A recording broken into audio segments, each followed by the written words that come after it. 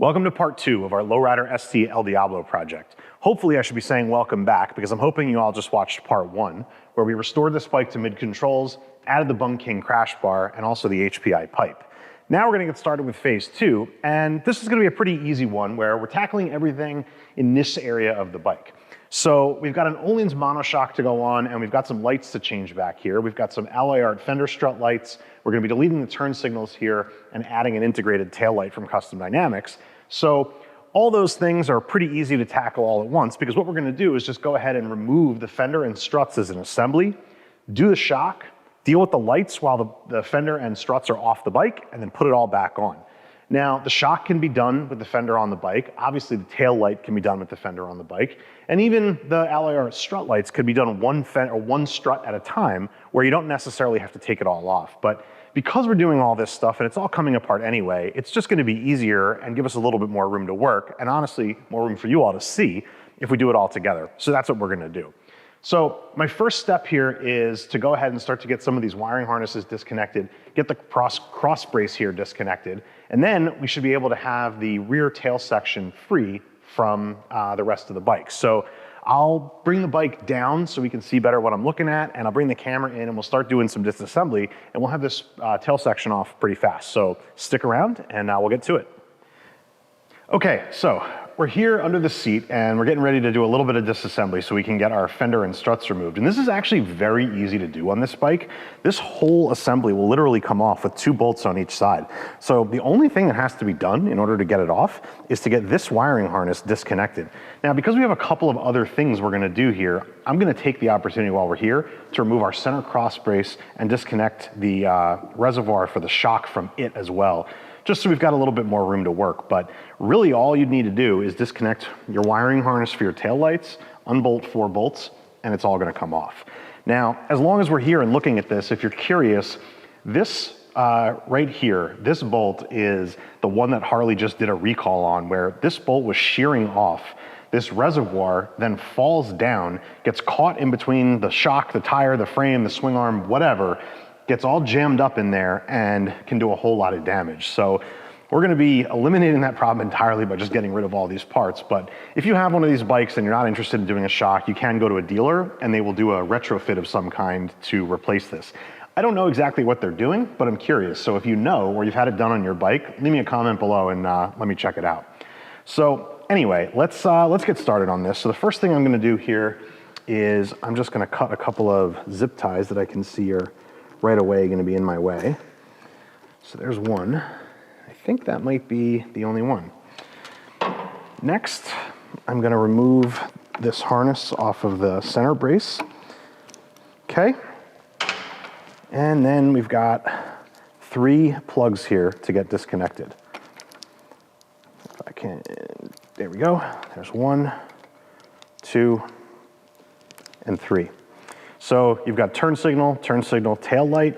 It's worth pointing out that because the turn signals are now put back on the tail light as opposed to being coming off the sides of the fender the way they are on the original Lowrider S, this has a tail light harness much more similar to the other Softails, where you don't have a separate set of wires running up through the struts in order to connect to the turn signals. So that's gonna be important as we go to connect our alloy art lights, but also when we do our integrated tail lights. So one way or the other, we'd have to be running some additional wires, but this makes it easier and we don't have to get a separate harness from Custom Dynamics to do it.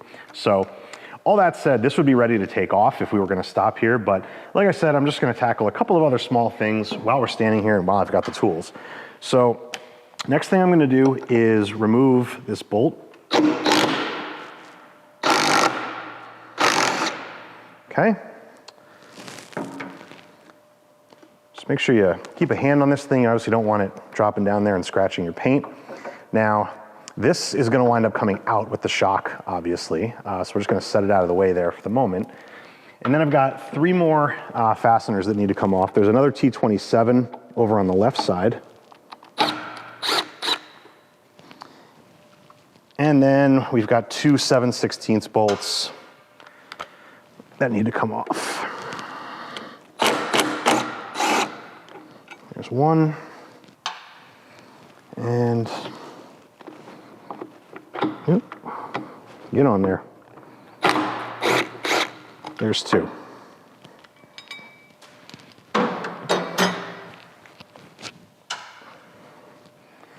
All right, so and again, just let this kind of sit out of the way. I'm not sure what the best place for it to be. I don't want it falling anywhere. There we go. How about that? That'll work. So with all that done, basically all we need to do is take out the screws on each side, the T45 fasteners, 2 on the right, 2 on the left, and the whole tail section is going to come off. So let me grab that wrench and we'll get it removed.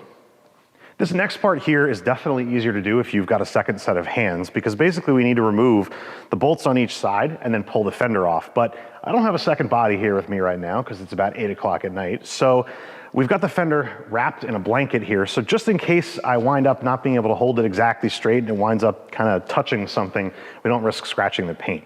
So I'm gonna go ahead and start to get these loosened and then ultimately removed.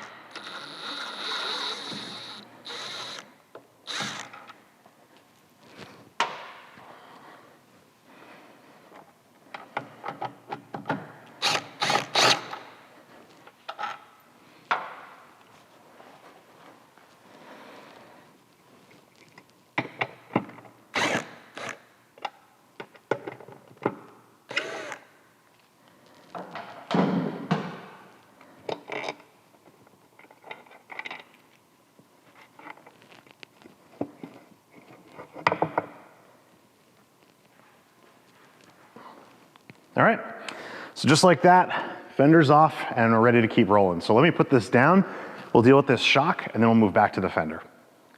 So like I said before, the shock can be removed and the new one installed without taking the rear fender off, but by taking the rear fender off, we get some more clearance, making it easier to maneuver the shock in and out.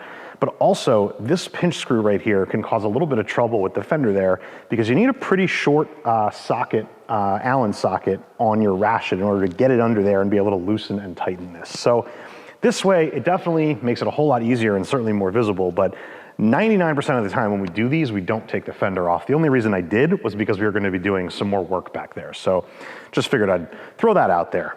Anyway, the first thing I'm gonna do is loosen up that pinch screw that I mentioned. I'm actually gonna take it all the way out so I can put some Loctite on it on the way back in. Next, we're gonna deal with the lower bolt. Now, before I do that, it's worth pointing out that we've got the weight taken off the rear tire. It's not up in the air, so it's gonna fall when we pull the shock out, but we basically wanna have this unloaded as best as we can.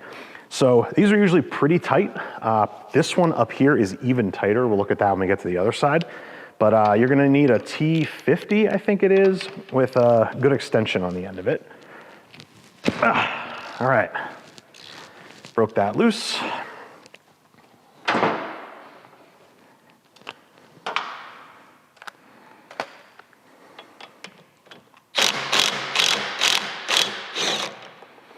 All right. Okay, so there's that bolt. And now all we've got to do is go over to the other side and remove the bolt out of the top. The upper shock bolt on these M8 Softails tends to be one of the tightest fasteners on the bike. So definitely we use the big impact wrench on it. And well, I'm just gonna get started on it and see how we do. Maybe I'm gonna look like an idiot and this one's gonna come right off, but usually it takes a pretty fair amount of persuasion to get that bolt to come out. It's in there with red Loctite and it's a big bolt and it's torqued pretty high.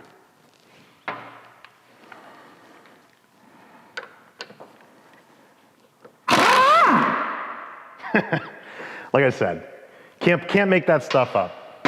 I've never had one come out that easily before. So that looks like it only had blue Loctite on it and not very much, but that's really funny. I'm glad I went through that whole thing. Anyway, with those bolts out, the shock will just lift up and come right out. So I'm gonna go put this aside and we're gonna grab our Ohlins shock that's gonna go in here in its place. So just like a lot of the parts we're putting on this bike, they're coming off of another bike. So this was already installed on another bike. That's why the bracket is already connected onto the adjuster here. So I'm gonna go ahead and get this put in place. I'll try and move the camera back around maybe when we start to get to other things, but hopefully you can understand what this is gonna look like when it lays in here. The first thing I'm gonna do though is I'm gonna feed our adjuster through the front opening here. And then the shock will sit right in. Now, one of the things that we're gonna have to do is we are gonna have to raise the bike up some more to accommodate for the extra height on this. So I'm gonna try and get this put into position here, but I may have to pause for a second and actually, no, I think I can do it right from here. Let's just hang on to that.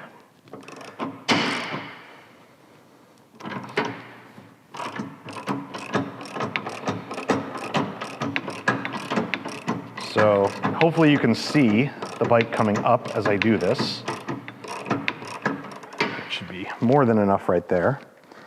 And I'm just gonna, so this is, I'm not usually doing this on this side of the bike. There we go. All right, so just get that in place in between the eyelets and let's see, the adjuster can sit right there. So what I'm gonna do is, we're gonna have to lower the bike back down because I went up a little too high, but that's okay. I'm gonna ultimately do the final adjustment on this when one side is done, and then we'll get it.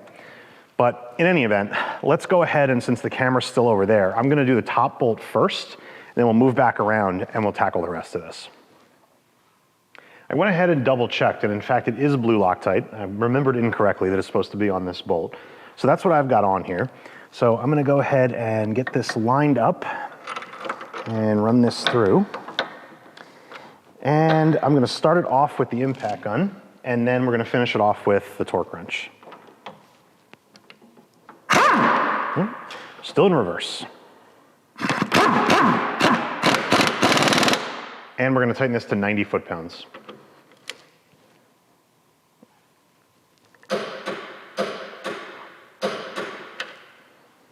Okay, that's our top bolt. Move to the other side and do the bottom. Back on the other side, our first course of action here is gonna be to check the height of the bike and make sure that we've got the jack set at the right height so that the shock is perfectly centered. And it looks like I got it almost dead on. So we're good to go there. Next thing is we're gonna get our bolt put in. This bolt does not get Loctite on it because we've got the pinch collar around it that'll hold it in place. So I'm gonna go ahead and slide that in.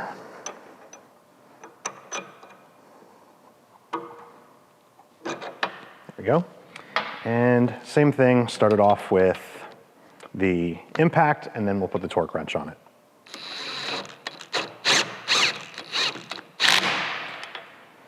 This one we're going to torque to 75 foot-pounds.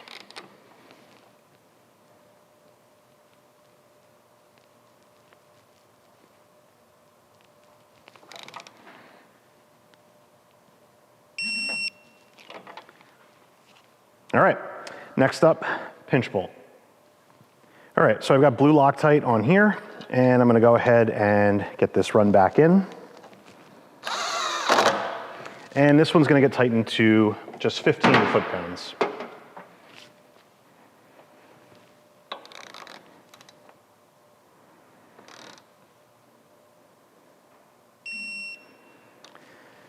All right, shock is just about installed. Now, over on the other side, we still have to connect the adjuster onto the frame. However, that goes on the outside of the side cover, and the side cover is not going back on yet. So I'm gonna leave that wrapped up and just kind of hanging there, and we'll get that finished up when we get everything else put back together. So for the time being, our shock is installed. So right now what I'm gonna do is get everything situated here and go over to the workbench, and we'll take a look at the lights we're gonna be putting on, what we need to do for wiring, and also some modifications, and we'll get that stuff done. Okay, I'm gonna stop what we're working on for just a minute to ask for your help in supporting the channel. I'm doing my best to keep shooting videos and providing you all with regular content, but truthfully, it takes a lot to slow down the work we're doing, shoot and edit videos, and get them published, to say nothing of doing it every week, which is ultimately what we're trying to do. So all that said, I'm just gonna make one simple request, that if you like the content we're sharing, please hit the subscribe button, and better yet, the notification bell as well. It's a huge help in supporting the channel and helping us grow, and ultimately for us to provide more content. Of course, if you happen to be in the market for any of the products that we've used in any of our builds, or are looking to get any work done by us, you can check all that out at ironanchorcycles.com. That's it. Thanks for your support, and now back to the video. Now that we're over here at the workbench, we can dig in a little bit deeper and start to get into getting these lights put on. So before we talk about what we got going on with the Fender itself, let's talk a little bit about what's gonna go on. First thing is really why we've got this off in the first place, and this is the Fender strut lights from Alley Art. I really dig these lights. We've put them on a bunch of bikes here at the shop. I've got them on my own personal bike. These and pretty much everything else we're using in this series. If you look down in the description, we'll put links to all these parts if you're interested in picking them up. So just a call out to that. So definitely would help us out if you buy them from us as opposed to somebody else, but that's up to you. In addition to those, we've got a Custom Dynamics integrated tail light here that's got turn signals integrated with it. So we'll have turn signals on the fender struts, turn signals in the tail light, and we're gonna eliminate the turn signals that are on here. In order to eliminate those turn signals, we need a standard black tail light base plate that doesn't have the turn signals coming off of it, obviously. So that's the parts we've got, and let's talk a little bit about what we're gonna do here. The first thing I wanna point out before we even get to that is, this is the first time I've actually seen the underside of an El Diablo rear fender, and I am pretty shocked to see how janky of a paint job they did on the underside. They've got these sort of tape off marks here, and it's just a bunch of overspray from the red color over top of what I guess is the primer. Even the bottom edge of the fender here is just in primer. There's no red paint on the bottom edge here. So my guess is the same on this side, yeah. So I'm a little shocked, but anyway, I'm just gonna leave that there. So in any event, what we're here to do is get these fender struts off. So the idea here is that these fender strut lights obviously have wires coming out of them, and they're gonna run underneath the fender strut, in between the fender strut and the fender, all along, and then they're gonna pop out here at the end. Now, fortunately, these fender struts have provisions for wires to run through them, because on a typical lowrider S, you would have turn signals coming off here. So that's where the wires would normally go. So in the case of a normal lowrider S, I mentioned it before, there is no turn signal wiring running from up in the front of the bike along the inside of the fender to the taillight, because there's no turn signals there. The base plate has the provision for it, but there's no wiring. So if you're in that scenario, what you're gonna wind up having to do, if you wanna run an integrated taillight or put turn signals back here in some other way, is you're gonna have to run an additional harness to get that turn signal there. Custom Dynamics makes that part. I'm not gonna include it in the description because I think it would just confuse things, but if you need that, you can check out our website. So anyway, enough of that. I'm gonna get these fender struts removed. We've got 3 bolts on each side, 2 on the outside on each side, and 1 on the inside on each side. And we'll get those taken off, and then we'll start working on the fender struts to get them modified to accept the turn signals.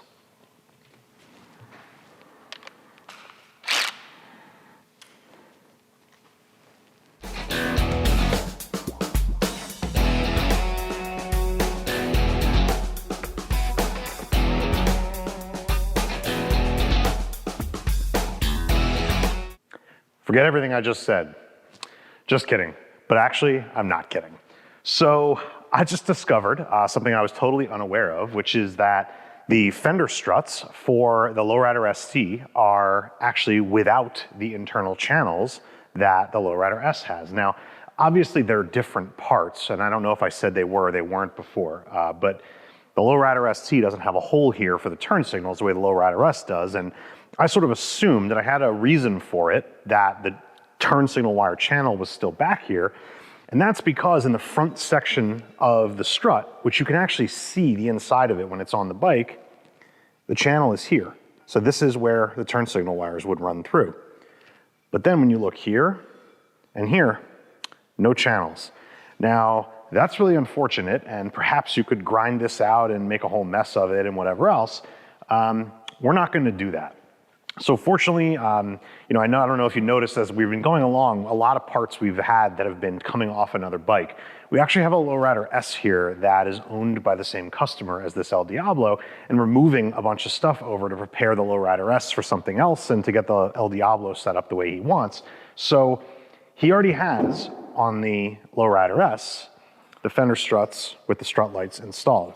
So we're actually just going to run these on the El Diablo. So if you look on the inside here, you can see what I was talking about. Here's that front channel that's on the ST.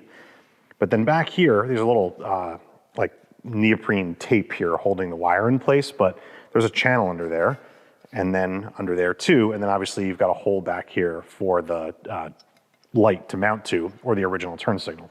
Now, this is a solution that might not be available to you if you're trying to do this yourself.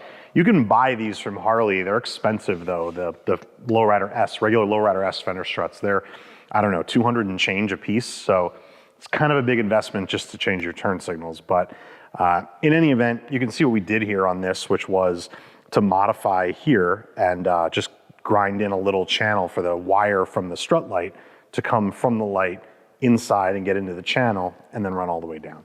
So this is going to be a little bit different of a video and procedure than I thought we were going to be doing. Unfortunately, I thought we were going to be just installing a new set onto here.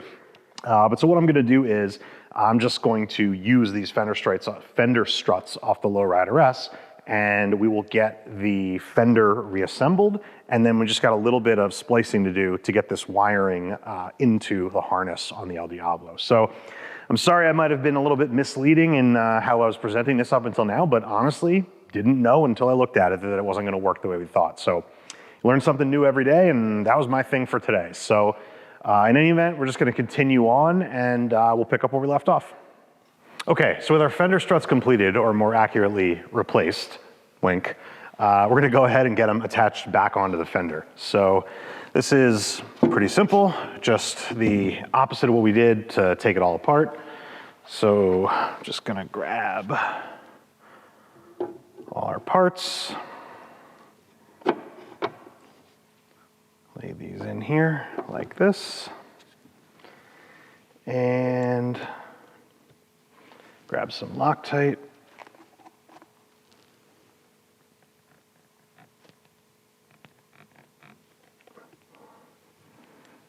And get these put back together.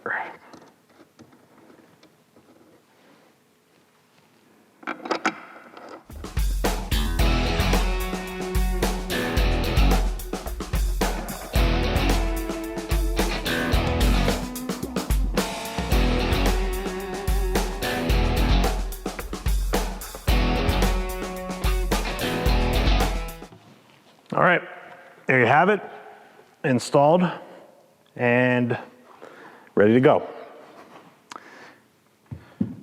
So our next detail here is going to be to do this taillight and taillight base plate, get rid of these OE turn signals. Now, I was going to do that here on the workbench, but actually it's going to be easier to just do it on the bike because the fender will be held in place. So our next step is actually going to be to go ahead and put this assembly back on the bike right now. At that point, we can take a look at how we're going to remove these turn signals, how we're going to integrate the wiring. We've obviously got these leads back here now that need to get spliced in, and that's no different than it would be out of the package. These alloy art lights just come with bare wires. Hopefully, I cut as much as I could to save it, so hopefully it's long enough. We won't have to extend anything, but we'll see when we get there. So I'm going to go back over to the bike with this and get it bolted back on.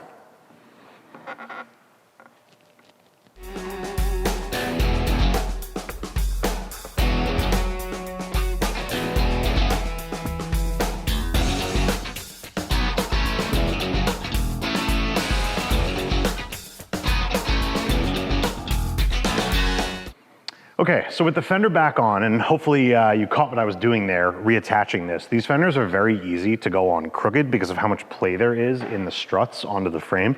And actually, if you look at how the bikes come from the factory in the dealerships, a lot of times the fenders will be crooked, and you can straighten them out by adjusting those bolts, but it's pretty easy if you just go zip, zip, zip, that it's gonna wind up tweaked. So you just gotta go slowly, do a little bit at a time, and you can get it nice and centered, which is how this one is. So anyway, before we move up to the wiring, I'm just gonna do the tail light and turn signal removal here, mostly just because I wanna just confirm that there's nothing out of the ordinary going on back here. I was caught a little bit off guard by those fender struts, so just wanna make sure that everything is as I expect it to be for the rest of this.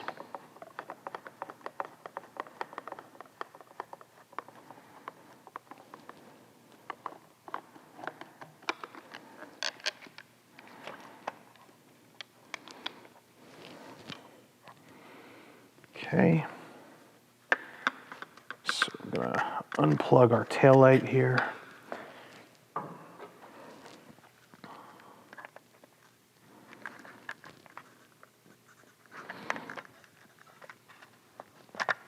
Okay. So not again at all surprising, we've got something else unique going on back here. So this is not a normal soft-tail Dyna, any other bike tail light. Normally what you'd have is something that looks like this, and it's got a little circuit board in here, and you've got a harness that runs up, and then you've got plugs that plug in for all of the lights that are back here. So this is going to work. I'm gonna make it happen, but we're gonna have to do a little bit of customization back here in order to change all of this to match what we're putting on. So for what it's worth, you can see here, this is the harness for the Custom Dynamics tail light. You've got your turn signal inputs here, got a tail light input here, and then you've got turn signal outputs here to go to auxiliary tail lights such as this or something else. So what we're gonna wind up doing is a little bit more splicing and making things work, because we've got all the signals we need back here. We've got a tail light harness, we've got a turn signal for each side. They just don't have the right connectors on them. So we're gonna have to get a little bit creative and figure out what we're gonna do here, but I'm confident we're gonna make it happen. So I'm gonna dig in, see what I've got, and come up with a plan, and we'll get back to putting this together. Okay, so I've got my wiring done and figured out, and I want to show you what I did here before I go and put it back together. So basically what I did was make matching plug ends for all the wires we have here. At the end of the day, not that complicated, pretty simple. I left the original 2-pin JAE connectors that were here for the turn signals and put matching female connectors on the tail light side. And then I removed the plug that was on here for the original tail light and put a 4-pin JAE connector, only uses 3 wires, but nevertheless, and then put a female one on this side. So sort of just cut off all the extra stuff that was on the tail light, and actually it's a lot cleaner without all that extra stuff in there on this side, and here it's roughly the same. So basically from this point, all we have to do is just get these connected. 1, 2, and 3. And then all I'm going to have to do is just tuck these wires in here.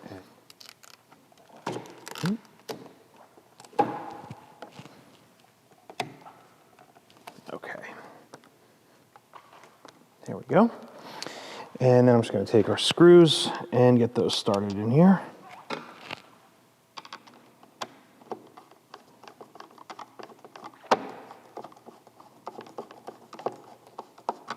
All right, there's one side.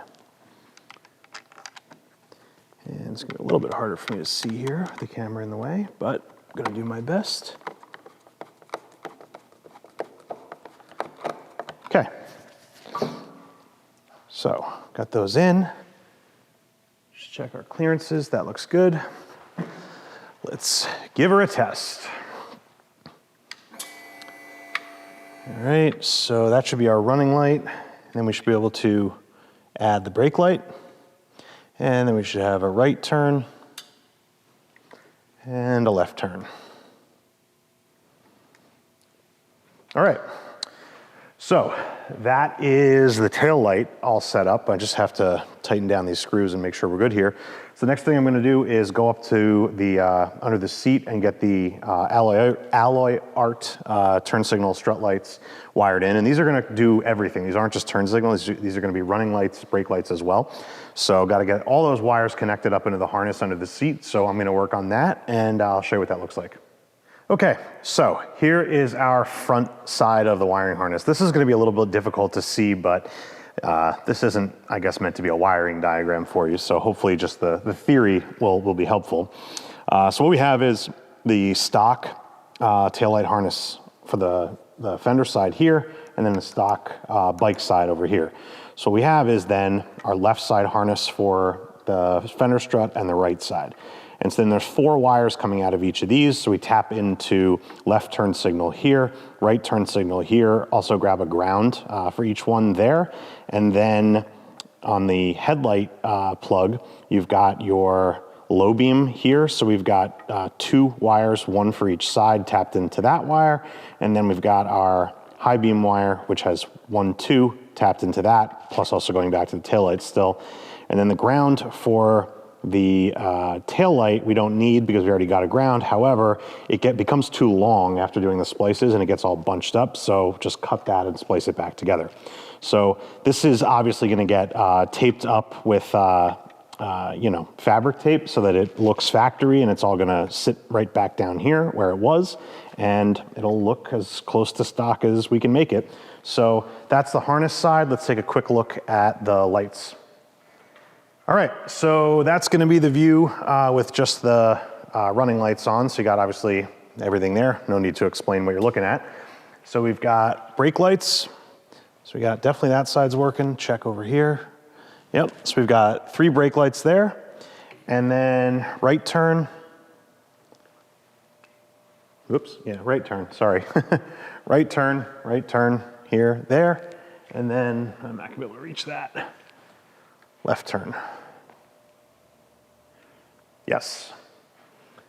All right. So that's our lights there. So there's a lot of things I really like about these fender strut lights. They are not the easiest thing in the world to install. I mean, well, let's say this. It's not that it's difficult, it's just not plug and play. There's a lot of splicing, and you gotta do your harnesses, you gotta modify fender struts, or in this case, replace them. But I love how seamless they are, that they can just be seen right around the fender like that. I also really like that they have not just a dual intensity red LED in there so that you've got, brake lights and turn signals that look the same. I like that they have an amber turn signal in addition to the red running light and brake light, which is the same way this tail light is. So I think it looks really seamless and looks really good. And hopefully this is gonna provide as much, turn signal notification as those stock bullets would, but this just looks a lot slicker, I think, and just really kind of slims down the bike. Be interesting to see how this all looks once we get the bags back on, but that's gonna be another day. And in fact, with that said, this brings us to the end of this part of the project. So admittedly, there was not quite as much going on in this segment, certainly as in the first part, and also even as I planned, because I thought we were gonna be modifying the fender struts, but it turned out we didn't do that. But hopefully this gave you some ideas about something you might wanna do, or if you were interested in seeing what goes on in the backside of these ST model lowriders, you learned along with me if you didn't already know some of that stuff that were different. So I'm glad I know that stuff now, and I don't know, maybe it'll be helpful for somebody else. So anyway, that's gonna do it for this video. We've got part 3 coming up real soon. I'm headed home, it's 11 o'clock, so I'm gonna be starting on the bars on this bike tomorrow, and we're gonna get the bars and fairing all wrapped up, and then this bike's gonna be ready to go. And I'm sure this won't be the last time we see this bike anyway, but at least for this project, we're gonna wrap it up. So that said, we'll see you next time.